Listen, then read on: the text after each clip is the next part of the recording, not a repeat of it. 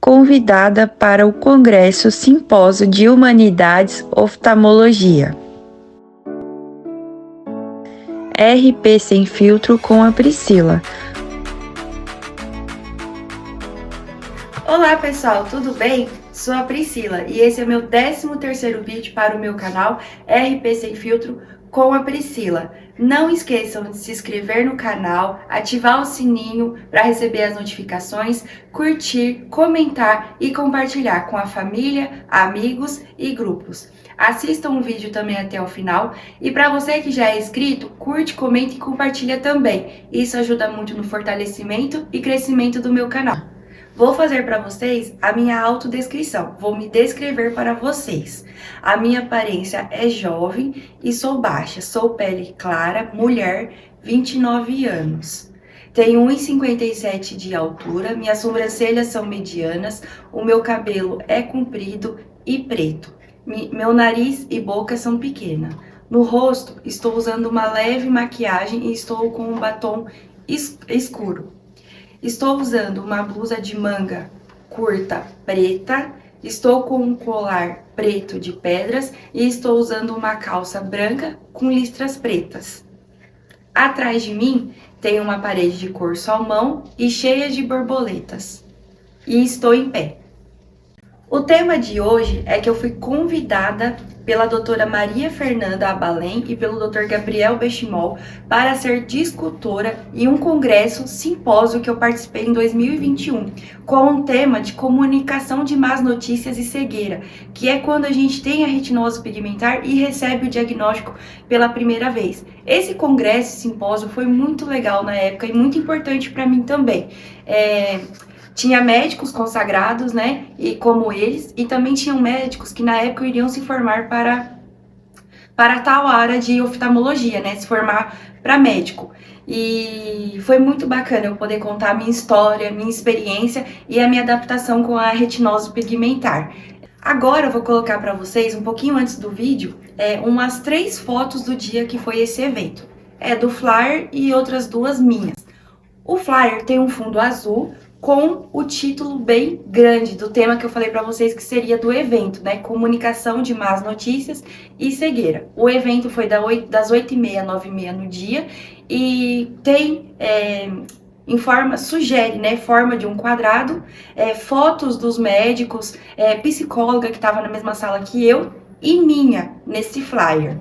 Depois vem a minha segunda foto, como eu disse anteriormente, na minha autodescrição, a roupa que eu tava. E eu coloquei a mesma roupa hoje para gravar, para trazer uma nostalgia desse dia. E a terceira foto é uma que eu estou sentada em frente ao notebook, onde a palestra foi online, né? E eu tava aí com o notebook, participando da sala e da palestra no dia. Fernanda, sobre o microfone, você queria fazer uma consideração, Fernanda? Não, eu ia falar sobre a Priscila mesmo, né, que a gente acha às vezes que sabe tudo, né, e a ideia de trazer a Priscila foi ótima.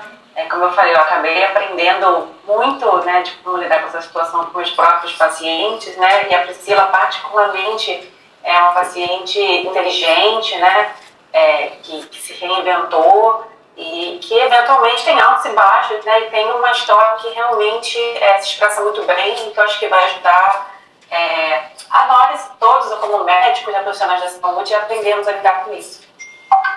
Então, com a palavra Priscila, Bruno pode abrir o microfone da Priscila, por gentileza. Priscila, se conseguir abrir o seu. Pronto, foi. Oi. Bom dia. Com a palavra, Priscila, conta pra gente um pouquinho dessa história, por favor. Isso. Bom dia a todos. Quero agradecer a doutora Maria Fernanda pelo convite, o Gabriel, né? Nesse tempo a gente tá conversando e para chegar até aqui, né? A retinose, ela é hereditária.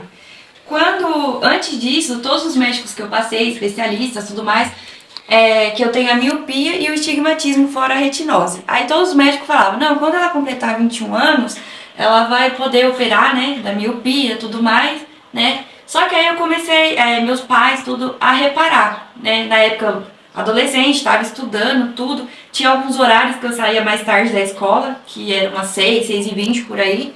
E nisso eu comecei a tropeçar, a esbarrar, né, em calçadas, em pessoas, né, em crianças, enfim.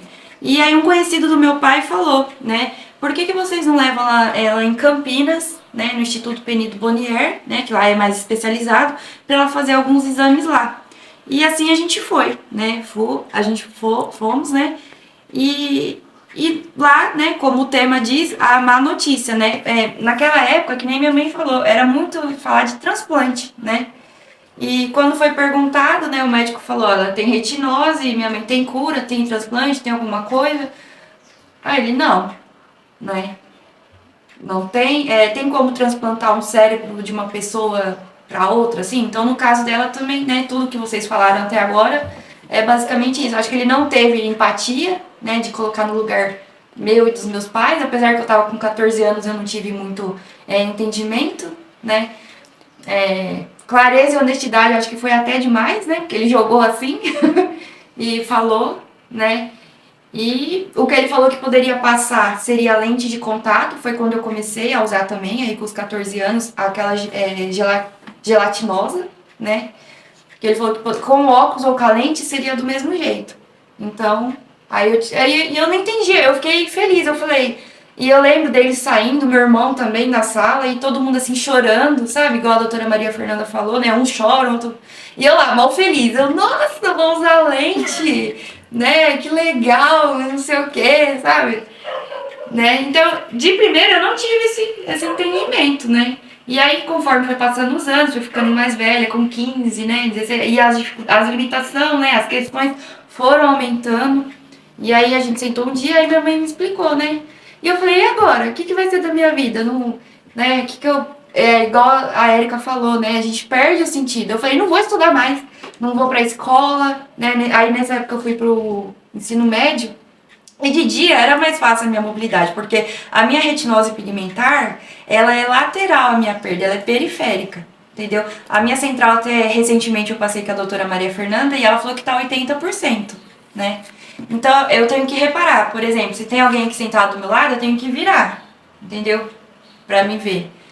Se tem degrau no chão, aí eu tenho que reparar. Se cai alguma coisa, e tudo eu tenho que reparar. Se eu não reparar no momento que aconteceu, aí eu não vejo, né? Então igual agora eu tô com a lente também, atualmente eu uso a lente rígida, né? E tudo foi fases, né? E aí o que eu comecei, igual aquela primeira parte que vocês falaram também, negação, é isso mesmo, a gente não quer contar pros outros, né? Pro outro que convive, família, amigos, igual teve essa parte do início que foi escola. E aí eu comecei a mudar quando eu fui pra essa parte da noite, aí eu falei, não, vou contar, né, pra menina que eu ando lá. Ela, nossa, Pri, o que eu puder fazer... Às vezes a gente até se surpreende, né? A gente acha que o outro não vai entender. Ou sei lá, várias coisas, né? Passam pela cabeça. E ela, não, o que eu puder fazer pra te ajudar, eu vou te ajudar. E assim foi. O meu último ano eu fiz à noite, porque eu tenho a dificuldade noturna também, né? Fora as laterais, a periférica, eu tenho dificuldade em ambiente mal iluminado, noturna, né? Enfim. E assim fui. Consegui terminar a escola, tive a ajuda dela, né? E, enfim... E aí passou, busquei tratamentos também, cheguei a fazer células-tronco, né? Mas é igual vocês falaram também, né? Os médicos não podem dar falsas esperanças, né? Igual quando eu fiz as células-tronco. Nossa, achei que ia mudar. Não, essa é a cura, sabe? Enfim, e não foi, né? Pode ter melhorado, segurado por um tempo o meu campo visual, mas não foi... Nossa, tô enxergando agora, né? Não vou ter mais a retinose, enfim, né? Não foi assim. Aí, com o passar do tempo, igual a Erika também citou, né? Que a gente perde a nossa autonomia, né? Trabalho, enfim. Atualmente, hoje em dia, não foi fácil, né? Como a doutora Maria mesmo falou, a gente acaba tendo, né? Ansiedade, depressão, né? Enfim... atualmente hoje eu trabalho como PCD, numa transportadora, né? Eu consegui. Acho que é a minha maior conquista, né? Estudei também, fiz faculdade, sou formada em administração. E sempre assim, com o apoio, né, da família, que eu acho que é o mais importante, né? Igual isso, né? De quando a gente recebe a notícia, não só a pessoa, como o familiar também, né? E que nem meus pais estão comigo... minha família toda, né? Meus irmãos comigo pra tudo, né? Eu quero fazer isso, então vamos, né? Mas tem aquele levar, aquele buscar, aquele estar junto, né? Às vezes eu penso, eu queria ter autonomia, né? Que nem a Erika falou, não quero ficar agarrada, né? Com os meus pais o tempo todo. Mas no fim, eu vejo pelo lado de eles estar comigo em tudo, sabe? O que eu precisar deles e ter eles do meu lado, eles estão pra me ajudar. E assim foi. Aí o primeiro grande, né, conquista foi a faculdade. Eu ir também atrás. Eu também ter esse ingresso na sociedade, né? O ingresso com as pessoas. Contar também, entendeu? O grande medo que eu acho que a gente tem é contar pro outro. E como que o outro vai... É empatia, aquilo lá, né? Se colocar no nosso lugar, sabe? E às vezes a pessoa não entende, sabe? Já ouvi muito... como que tem hora que você enxerga, tem hora que não? Em relacionamentos, não só de amizade, família mesmo também, vários núcleos, né? Família, amizade, namoro, né? E ouvir isso, entendeu? Como que tem hora que você enxerga, tem hora que não?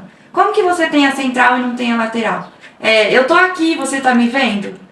Quantos dedos eu tô aqui na mão? Sabe? Fica fazendo essas perguntas. Que nem a doutora Maria Fernanda falou, parece que no dia quando eu fui fazer a consulta com ela, parece que é um teste, sabe? É isso que eu sinto, que as pessoas fazem um teste comigo, né? Aí eu tenho que ter a paciência, porque eu tenho que entender também que o outro, às vezes, também não tem essa informação, né? Não conhece retinose pigmentar, né? Como eu também. Eu acho que se eu não tivesse, não sei se eu iria conhecer. Eu sei que similar à retinose tem o ceratocone também, né? Mas enfim, é diferente. E isso, se colocar no lugar do próximo, ter a empatia. E aí, ao longo da minha... Agora eu tô com 27 anos, né? E tudo isso que foi falado até agora foi tudo que eu passei, sabe? Seja no ambiente de trabalho, relacionamento, amizade, tudo, negação, em tirar a vida, tipo, acabou tudo pra mim, o que eu vou fazer, né? Mas que a idade que eu tô hoje, eu acho que isso mudou muito, né? Atualmente, pelo que eu passei até agora com isso da visão, a palavra é se adaptar, né? A gente tem que se adaptar aos ambientes, falar mais, entendeu? Hoje eu falo, eu tenho baixa visão, né? Que o meu é baixa visão. E passar isso pro outro. A questão do emprego mesmo foi isso, eu ter essa aceitação de ir com currículo e laudo e me candidatar nessas vagas de PCD, que eu também não sabia que tinha. E que nem meu caso é visual, né? Mas tem demais pessoas com outras limitações e ter essa conquista, né? E ter a oportunidade. A pessoa também. É aquela coisa, como que a gente vai ter oportunidade, ter experiência, se as outras pessoas também não der oportunidade? E hoje, onde eu tô, eu tive essa oportunidade, tô lá até hoje, 2 anos já nessa empresa, né? E é isso, faço as minhas coisas do meu jeito, né? No computador, mexo no computador também, dou entrada em notas, enfim, e lá e tem esse acolhimento, né? Igual foi falado também, das demais pessoas comigo, sabe? Tem coisa que eu nem preciso falar, que eu acho que quem convive comigo conhece eu mais do que a própria família, o próprio namorado. Caiu uma caneta, eles deixa que eu pego pra você, sabe? Caiu essa autonomia, essa adaptação da Priscila é legal, né? Ela, como eu falei, é uma paciente que se reinventou, mas nós, médicos profissionais da saúde, a gente está lá no começo dessa trajetória. Então, como a gente comunica isso, né, com o paciente, o primeiro passo vai influenciar essa capacidade do paciente se reinventar. Quando a gente começa com uma coisa sem ter esse tato para lidar com isso, né, é difícil o paciente na sequência, né, ter essa adaptabilidade, né, e essa vontade de fazer novas, se reinventar ao longo do tempo. Se a gente encontra alguém que não sabe comunicar isso, você fecha aquele paciente, né, você fecha com uma ostra e não faz mais nada como ele fez, né? Gabriel? Vamos lá, Posso fazer um comentário, Gabriel? Vamos lá, eu preciso seja breve do programa que a gente faz, sei que a gente Não, que uma coisa que incomoda muito a pessoa que é portadora de deficiência é quando as pessoas duvidam que ela tem a deficiência. Isso. Então, uma das coisas que eu faço é que o pessoal acha que vê 10%, 20%, a gente tem as funções visuais. Então, tem os óculos de simulação de defeitos visuais que eu mostro para os familiares. O familiar duvida. Como é que ele consegue... esbarra num obstáculo grande e pega uma moeda no chão. Isso. Então eles não entendem, Priscila. E isso realmente é muito angustiante para quem tem a deficiência. Eu acho que a gente está aqui numa sessão onde, escutando a Priscila falar, Fernanda, eu me dei conta que, escutando a Erika, a gente vai dar a palavra para o Glauco brevemente para escutar a consideração dele também, que a gente tem preocupação, nós futuros médicos, os médicos, né? A gente tem a preocupação, o medo de dar uma notícia de forma errada, de ter um impacto ruim. Só que nessa sessão a gente está tendo um exemplo, né, de uma médica cuidadosa, de uma paciente que conseguiu, sabe, apesar da baixa visão, sabe, se desenvolver, se formar e trabalhar. Então, ver que uma notícia bem encaminhada pode caminhar bem para o paciente. Glauco, você foi presidente da ABAL ano passado, a gente trabalhou lado a lado tanto tempo. Você hoje é R1, residente da Unifed. Como é que foi para você chegar sem um preparo para dar uma má notícia para paciente do SUS, da rede pública? Teve algum momento que você se sentiu assim, poxa, não soube dar, como é que foi para você se preparar para a gente encerrar assim, escutando tudo que a gente falou assim, essas palavras, para a gente fechar com as suas palavras, Glauco? Bom dia a todos. Primeiro queria agradecer pelo convite. Achei muito interessante esse simpósio e eu acho que trazer esse tipo de discussão é muito importante não só para os alunos, né, mas para toda a comunidade. Acho que eu até comentei contigo, eu comecei o R1 pelo pronto-socorro. No segundo dia do R1, uma paciente que foi diagnosticada com HIV por causa do acometimento ocular, não tinha mais nada de sintomas do corpo, e aí viraram para mim e falaram assim, vai lá e conversa com ela e dá a notícia. Então, são coisas que a gente não se prepara, assim, a gente se prepara a gente sabe dar uma notícia, eu acho que isso é parte do aprendizado da graduação, mas a gente nunca espera, e eu particularmente, mesmo conhecendo a oftalmo, não esperava que isso fosse acontecer da forma que foi. Então, eu acho que a primeira coisa que os alunos que estão aí, que querem trilhar a oftalmologia, eu acho que a gente precisa pensar um pouquinho nisso, que nem tudo em oftalmologia são flores, não é só operar aquela catarata que sai tudo bem e fica tudo bem. Isso é uma parte muito pequena da oftalmologia, a gente precisa ampliar esse conhecimento e esse pensamento de que tem áreas muito diferentes disso, né? E a gente precisa estar preparado. Então, saber conversar sobre prognóstico visual, saber conversar com o paciente que acabou de ter um trauma que vai complicar bastante ali, um trauma corneano, que vai piorar bastante a visão.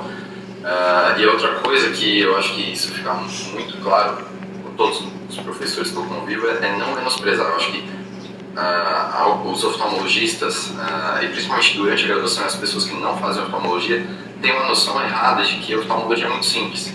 Né, de que, de novo, você opera a catarata e resolve, você passa um colírio e resolve. E não é assim. Inclusive, uma das primeiras aulas do nosso curso básico era sobre complicações de cirurgia de catarata. Eu falo, não é possível que pode dar tanta coisa errada.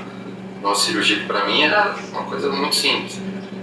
E isso exige muito treinamento, exige muita dedicação do médico. E mesmo assim, às vezes, não dá certo. Não só de catarata, mas quaisquer outras cirurgias. Então a gente tem que aprender a preparar esse discurso para as outras pessoas e principalmente para os nossos pacientes, né?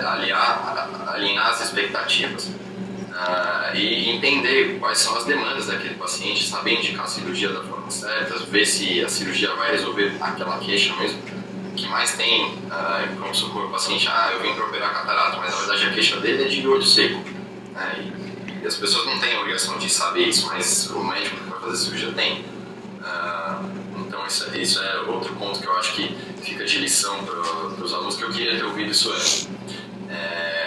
Acho que levar em conta toda essa formação humana na hora de escolher a residência, a especialização, é muito importante. A gente viu a aula da Fernanda e é importante ter professores assim, perto da gente, para ensinar, né? Não só a experiência de passar essa má notícia, mas como é que é o contato com o paciente, como é que é a preparação para uma cirurgia, ter acesso por exemplo, à visão subnormal, a centros de reabilitação visual. Acho que isso é fundamental dentro de uma formação humana e médica. E junto com o paciente, a gente tem, por exemplo, na Unifesp, a oportunidade de acompanhar os pacientes com retinolastoma do GRAC, com o Dr. Luiz, e ver como é que ele dá essa notícia, como é que mostra o acompanhamento junto. Isso eu acho que é uma experiência única, né, para além da formação acadêmica mesmo. E acho que o último ponto também é de saber sobre todas as áreas. A Maria Fernanda falou muito bem disso. Os maiores especialistas que eu conheço, os professores que mais admiro, eles sabem muito sobre tudo. E justamente por isso eles sabem os limites deles também. Então eles tem determinadas doenças que falam, não, isso aqui não é meu campo de atuação, eu vou encaminhar. Eu não tenho vergonha nenhuma disso, não tenho vergonha nenhuma de contar problemas que aconteceram, porque a gente aprende muito com os erros dos outros, ou necessariamente não com os erros, mas com os insucessos por conta da própria doença do paciente. Enfim, acho que a gente precisa perder um pouquinho desse medo de contar quando as coisas não vão bem, né? O bom médico sempre só não complica quem não opera, só não tem casos ruins que não atende o paciente. Então a gente precisa também desmistificar um pouquinho isso e andar ao lado dessas pessoas para que a gente possa aprender mais. Acho que esses são alguns dos pontos que nesses 8 meses de residência e nos 6 anos antes, né, que eu pude conviver com oftalmologistas, são coisas que eu queria ter aprendido antes, talvez, para chegar um pouco mais preparado para a residência, mas que também são coisas que fazem parte do desenvolvimento mesmo. Mas levar em consideração isso antes de fazer a escolha da oftalmologia e conhecer um pouco mais, mudar esse discurso de mudar esse discurso de simplificar demais as coisas, acho que são pontos que a gente precisa se lembrar sempre, né? E de novo agradecer pela participação, pelo convite, parabenizar todos os discutidores e apresentadores, a Priscila por essa história maravilhosa que ela nos contou aí, e desejar um bom simpósio a todos. Então, muito obrigado. A gente passamos um pouquinho do tempo. Eu acho que esse vai ser um desafio nosso aqui no simpósio de humanidades. A gente quer falar e aproximar. Eu vou agradecer no nome de cada um de vocês, Fernanda, Érica, Dr. Helder, Priscila e Glauco. Eu vou convidar todos para escolherem dentre as nossas 3 salas de agora. Teremos a sala aqui de artes e oftalmologia, teremos agora aberta a sala de bioética, sigilo médico e UVI, sabe? Um tema delicadíssimo, não se fala em lugar nenhum disso também. A doutora Cristina Muccioli.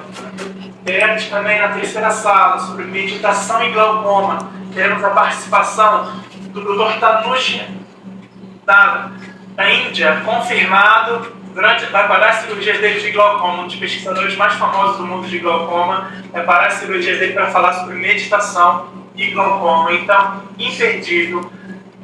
Posteriormente, as palestras vão ficar gravadas para a gente assistir as palestras paralelas. Então, decidam as salas de vocês. Com a palavra a nossa apresentadora Anibete para concluir.